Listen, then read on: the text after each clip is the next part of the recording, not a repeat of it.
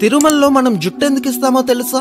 మొట్టమొదట వెంకటేశ్వర స్వామి ఒక చీమల పుట్టలో ఉండేటప్పుడు బ్రహ్మదేవుడు ఒక ఆవు రూపం దాల్చి రోజు ఆ చీమల పుట్ట దగ్గరికి వచ్చి పాలిచ్చేవాడు. అది గమనించిన ఆవుల కాపరి ఈ ఆవు మీదకి తన గొడ్డల్ని విసురుతాడు. అప్పుడు వెంకటేశ్వర స్వామి ఆ ఆవుకి అడ్డంగా నిలబడతాడు. దాంతో ఆ గొడ్డలి వెంకటేశ్వర స్వామి తలకి తగిలి రక్తం కారి దెబ్బ తగులుతుంది. కొన్నాళ్ళకి ఆ దెబ్బ అయితే తగ్గిపోతుంది, కానీ అక్కడ వెంట్రుకలు మాత్రం రావు. ఒకసారి వెంకటేశ్వరుడు కొండ మీద పడుకొని ఉండగా ఆకాశ మార్గంలో వెళ్తున్న నీలాదేవి అనే ఒక గంధర్వ కన్య వెంకటేశ్వరుని చూచి కిందకి వస్తుంది. తలకి తగిలిన దెబ్బని చూసి ఎంతో బాధతో తన తల నుంచి కొన్ని వెంట్రుకలను తెంపి వెంకటేశ్వరునికి ఇస్తుంది. అప్పుడు వెంకటేశ్వరుడు ఇలా చెప్తాడు, నా అందం కోసం నీ అందాన్ని పాడు చేసుకున్నావు కదా, కలియుగంలో కొండ మీదకి వచ్చిన నా భక్తులు తమ జుట్టుని ఇచ్చే సంప్రదాయం మొదలవుతుంది. ఆ జుట్టు యొక్క శక్తి అంతా వేరే భూలోకంలో ఉండే నీకు దక్కుతుంది అని చెప్తారు. ఇంతకీ మనం తిరుమలలో ఇచ్చే మన జుట్టుని ఏం చేస్తారో తెలిస్తే కామెంట్ చేయండి. ఒకవేళ తెలియకపోతే గోవిందా గోవిందా అని కామెంట్ చేయండి.